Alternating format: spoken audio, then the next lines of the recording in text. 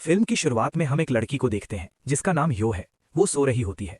जब ह्यो गहरी नींद में होती है तभी कोई उसका कंबल खींच लेता है जिससे उसकी नींद खुल जाती है। जैसे ही वो उठकर देखने की कोशिश करती है कोई पीछे से उसके बाल पकड़कर उसे बिस्तर पर फेंक देता है। तब हमें पता चलता है कि ये सब करने वाला कोई और नहीं बल्कि उसका अपना पिता है।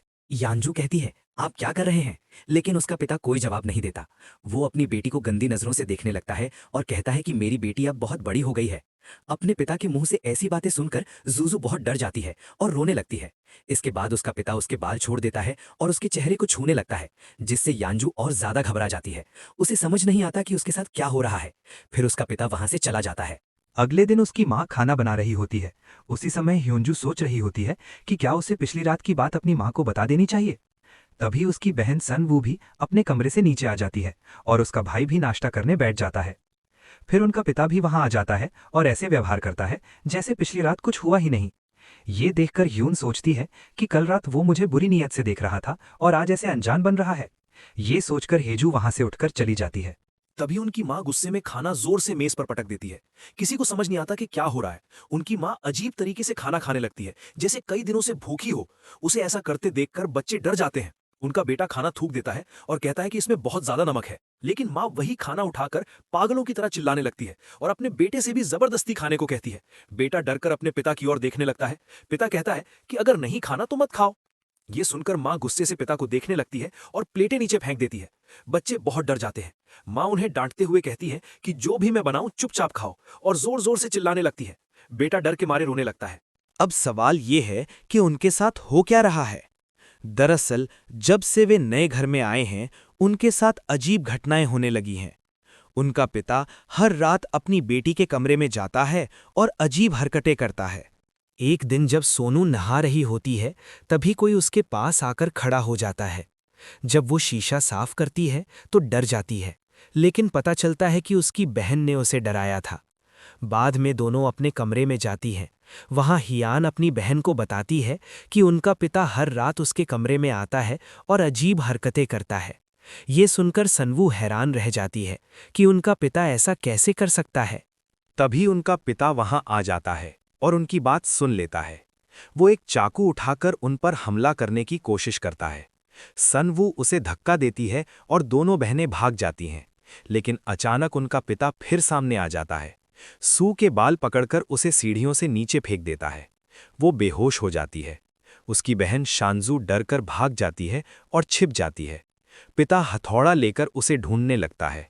दूसरी ओर शानू को होश आता है और वो अपनी बहन को ढूंढने लगती है। तभी पीछे मुड़कर देखती है तो पिता हथौड़ा लिए खड़ा होता है और उस पर हमला करने ही वाला होता है कि यांजू जोर से चीखती है।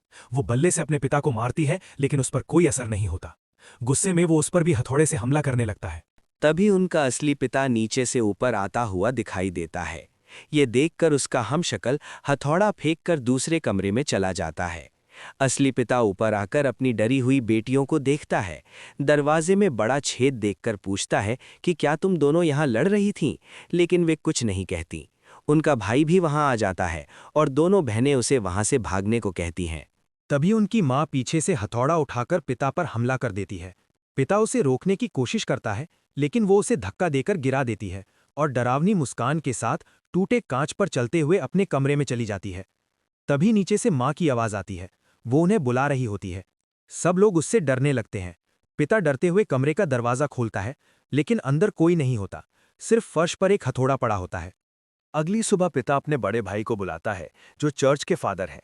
वो अगले दिन घर आते हैं। पिता उन्हें सारी अजीब घटनाओं के बारे में बताते हैं, लेकिन उनका बड़ा भाई विश्वास नहीं करता। रात में वे सब एक ही कमरे में सोने का फैसला करते हैं। आधी रात को छोटा बच्चा बाथरूम जाने के लिए उठता है। तभी उसे कुछ अजीब सा दिखाई देता है। पिता को एहसास होता है कि घर में किसी खतरनाक आत्मा का साया है। वो अकेले इसका सामना नहीं कर सकता, इसलिए अपने वरिष्ठ फादरों से मदद मांगता है।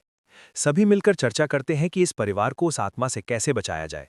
अगले दिन फादरों की टीम घर आने के लिए निकलती है, लेकिन रास्ते में कौवे उनकी गाड़ी पर हमला कर देते हैं और गाड़ी के ब्रेक फेल हो जाते हैं। कार का संतुलन बिगड़ जाता है और वो खाई में गिर जाती है। आधी रात को एक फादर खून से लथपथ घर आता है और बताता है कि बाकी सभी फादर मारे गए। अब जो करना है हमें खुद ही करना होगा। पिता डर रहा होता है क्योंकि पिछली बार जब उसने भूत उतारने की कोशिश की थी माँ ने उसका पूरा परिवार मार दिया था।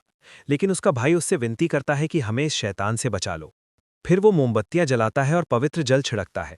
सोनू जोर जोर से चीखने लगती है। पिता उसके सीने पर क्रॉस रखकर उसे डंडे से मारने लगता है। वो दर्द से तड़पती है।